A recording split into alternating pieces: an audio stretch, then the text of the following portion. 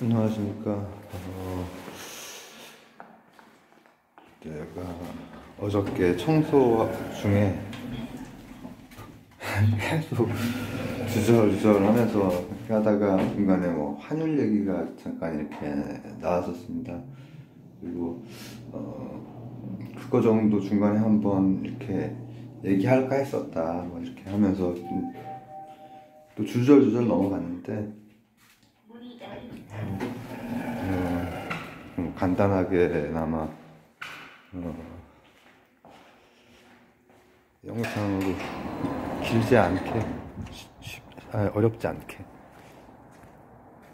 이렇게 한번 해보죠. 일단 눈이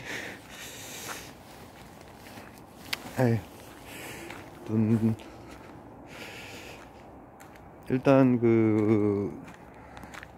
지금 1,400원대 초반 정도 되죠. 지금 날짜를 말씀드려야 되는구나. 후반까지 막 갔었습니다. 25년 1월 27일 월요일 오후 10시 44분. 근데 이제 주절주절 하면서 뭔 얘기를 한 거냐면은 이제 환율이 잘 곱게 풀리지 않게 잘 돼야 되고 뭐 이러저러한 요인이 있어서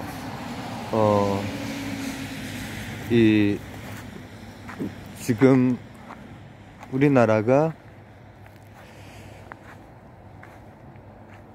이 나라가 성숙한 시스템으로 돌아가고 있는 나라이구나 라고 하는 것, 그게 이제 상당히 중요하다라는 걸 하기 위해서 그 얘기를 한 거거든요. 순리대로 하나하나 법과 증거에 의해서만 이렇게 정리가 되는 것이 환율이라고 하는 경제 금융에서의 이제 굉장히 중요한 것이 곱게 풀리지 않을 수 있는, 곱게 풀리면은 이제 경제가 폭삭 주저앉죠. IMF 때도 그렇고, 그리고 이제 글로벌 금융위기 때도 꽤 많이 올랐죠. 근데 고삐까지는 안 풀리게 이렇게 방어를 해냈죠.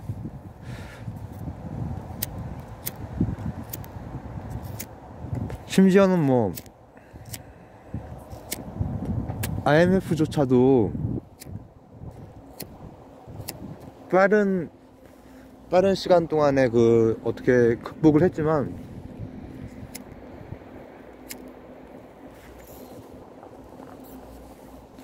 그 여파는 굉장히 길었고, 저는 이제 젊은 시절에 그걸 겪었고, 그래서 지금 또 젊은 분들이 또 그런 위기를 겪고, 한 개인의 삶이 달린 문제예요. 공동체 전체가 달린 문제고, 완전히 달라지는 삶의 모습들이 달라지거든요. IMF에 대해서 이제 90년대 중후반 이때 굉장히 그걸 실감을 하면서 대학생 이제 제 주위에 제 또래의 대부분 그 시기에 어려움을 겪었죠. 근데 그거 하면서 제가 뭐 몇 가지 개념들을 이제 얘기를 했는데, 뭐 금리 얘기했었고, 그리고 이제 외환 얘기했었고, 그리고 환율이 이제 핵심이지만은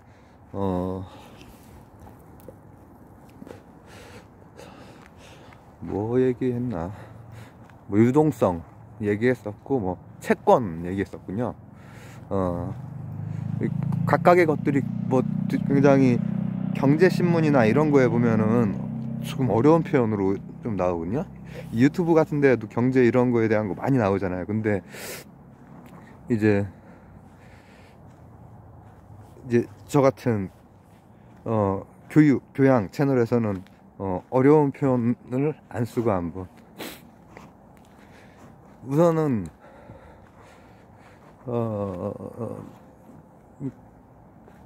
그 극복이, 지금 상황도 극복이 오랫동안 뭔가 그 여파가 있을 만한 그런 상황이거든요. IMF 그랬고, 그 다음에 이제 글로벌 금융위기 2000년대 이제 그 후반 쪽에, 그리고 지금 2024년 12월 3일부터 해서 지금까지, 아까 날짜 말씀드렸죠? 한 두어 달 정도 되는 동안에 이제 파이널 그래프를 보면은 확 올라왔죠. 근데 지금 1400 한 30원 20 얼마 뭐 이렇게 되는 것 같은데, 이게 지금 굉장히 낮아졌다라고 우리가 상대적으로 그렇게 생각을 하고 있기 때문에 굉장히 위험한 상태입니다. 굉장히 위험한 상태예요. 1400원대 초반이 위험한 상태고, 나름대로 환율을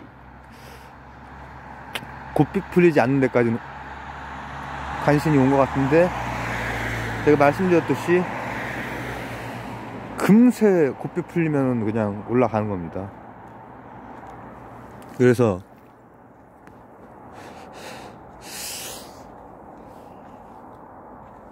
법, 증거에 의한 이게 지금 대한민국이라는 국가가 시스템대로, 룰대로 돌아가고 있구나, 이게 되게 중요해요. 각각의 상황들마다 이제 환율, 그 다음에 주가 변동을 보시면은 우리 각각은 각각 생각이 다를 수가 있죠. 그리고 혹은 생각이 틀릴 수 있습니다. 범죄에 대해서 틀린 생각을 할 수 있어요. 그건 극소수지만은. 근데 이게 문제가 뭐냐면은, 제가 그 외환 보유고, 그러니까 우리나라에 외화가 지금 달러가 4천억 달러 조금 넘게 있어요. 4천 몇백 이렇게 있어요, 지금 현재.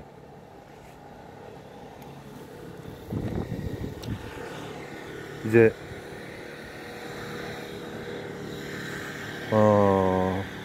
좀 부족해요. 이 부족하다라고 하는 게 뭐냐면은, 이 막으려면은 달러가 우리나라 안에 머물고 있어야 되잖아요. 외화가 우리나라 안에 머물고 있어야 환율이 안 오르는 거죠. 안정이 되는 거죠. 환율이 오르면은 수출이 잘 되고 좋지 않냐, 이런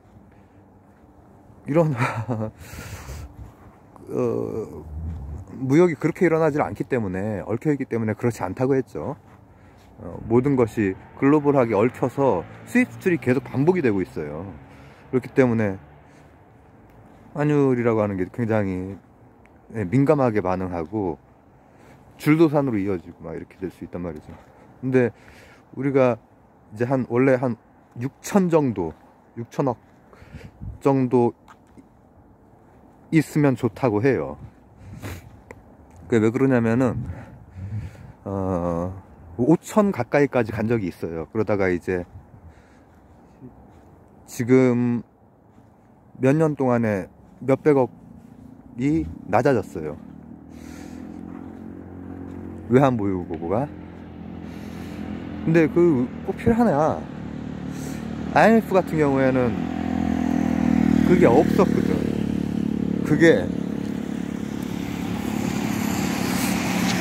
그것도 우리나라에 있는 외화잖아요. 투자가 여기에서 머물고 있는 것, 이런 것들이 굉장히 중요한데, 근데 외환 보유고도 우리나라에 들어와 있는 돈이기 때문에 환율에 이제 어떤 뭐라고 하면 될까, 손을 대서 방어를 하는 경우도 있죠. 성공할 수도 있고 또 거기에 따른 부작용이 있을 수도 있고 한데, 제가 말씀드린 몇 가지 그것만 가지고 볼 거기 때문에 아주 복잡하진 않을 거고, 그래서 외환 보유고를 그걸 가지고 이제 환율을 대처를 하다 보면은 외환 보유고가 줄어들죠. 그럼 다시 환율이 상승을 하게 되는 거예요. 그리고 이제 뭐 내수 부분에 대해서는 지금은 주제로 넣지 말고요. 내수 이제 그 하나라고 유동성 때문에 금리 관련해서 얘기를 한 게 있는데, 이를테면 이런 거죠. 지금 최근에 그 달러가 잠시라도 약세가 되는 게, 일본에서 엔화도 아주 좀 그 세계 금융에서 중요한 것 중에 하나거든요. 근데 일본은 지금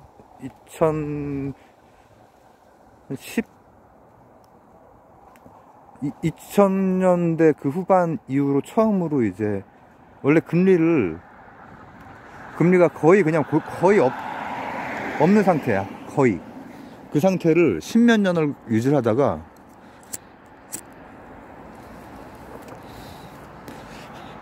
거의 20년 가까이 유지를 계속 하고 있었죠. 그 글로벌 금융위기 때부터 해서. 그러다가 이제 요즘에 금리를 올렸어요. 그래서 그것도 이제 고려를 해야 된단 말이에요. 원래 일본이라고 하는 나라는, 일본은 지금 우리나라보다는 외화보유고도 세계 2위거든요. 2위. 조달러 단위까지 가지고 있는 나라니까. 그래서 근데 이제 일본이라고 하는 나라가 그렇게 함으로 해서 엔캐리 혹시 들어보셨어요? 브라이어 캐리 말고 엔캐리. 죄송합니다. 거기에는 이자 금리가 이제 낮으니까 거기에 있는 자금이 바깥으로 많이 나가는 거예요. 실제로 엄청 많이 나가고, 나가면은 그 환율만 가지고도 돈을 벌 수가 있죠. 나가서 다른 데 투자를 하면. 근데 이제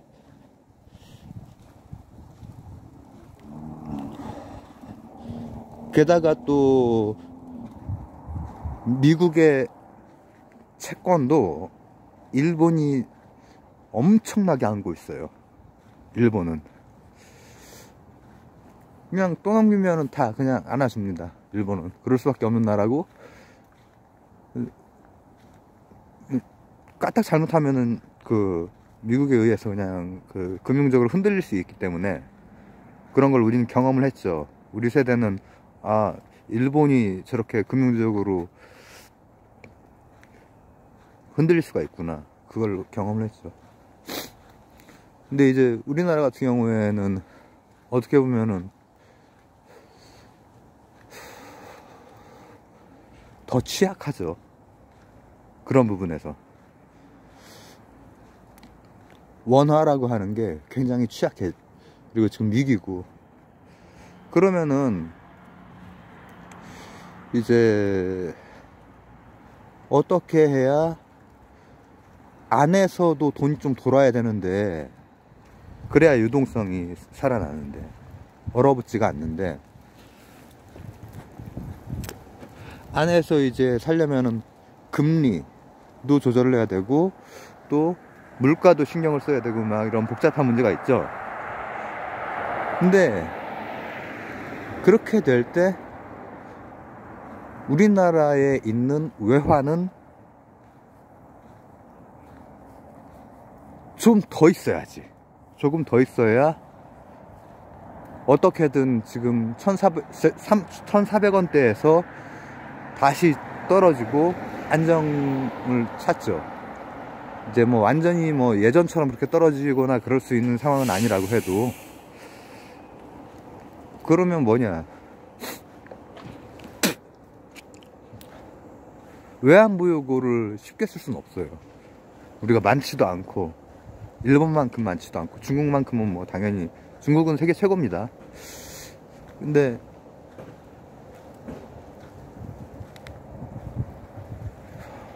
어떤 굉장히 몰상식한 그런 상황 때문에 외화가 빠져나가는, 그게 지금 이 최근 한두 달 동안에 시시각각 사태마다 계속 반영이 되고 있거든요, 경제지표에. 그렇기 때문에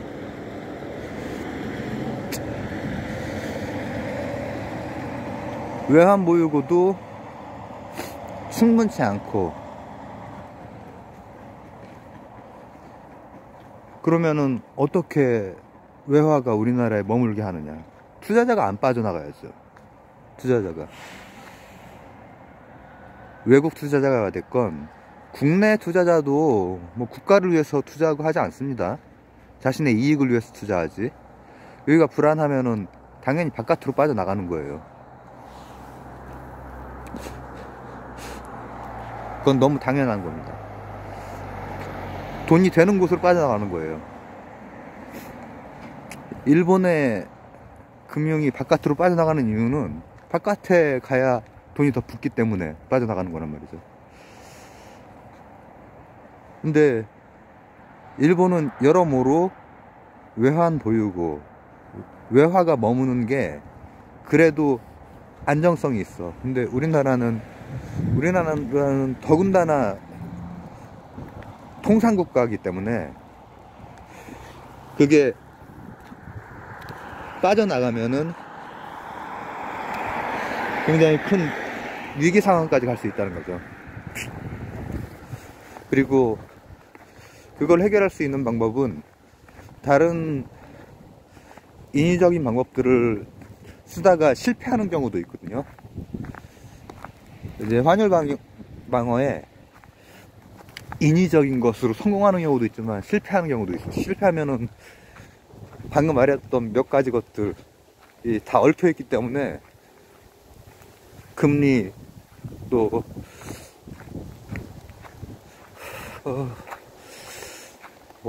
이제 추워지는구나. 물가, 그리고 채권들 같은 경우에도 이제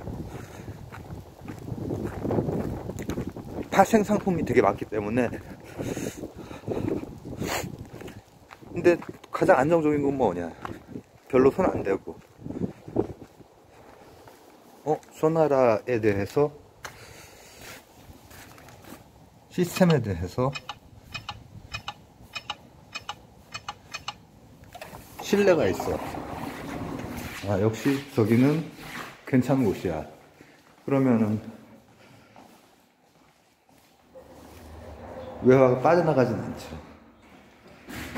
확 빠져나가고 막 그런 것이, 그런 일이 이제 앞으로 없어야죠. 지금 한두 달 동안에 되게 많이 있었고, 그러면 당연히 환율은 빠져나가니까 적은 거랑 많은 원화하고 이렇게 1대1로 붙이는 건데, 안 빠져나가면 괜찮다 이거죠. 유동성을 해도 여기 더 머물게 되면 바닐에 대해서 보충했습니다.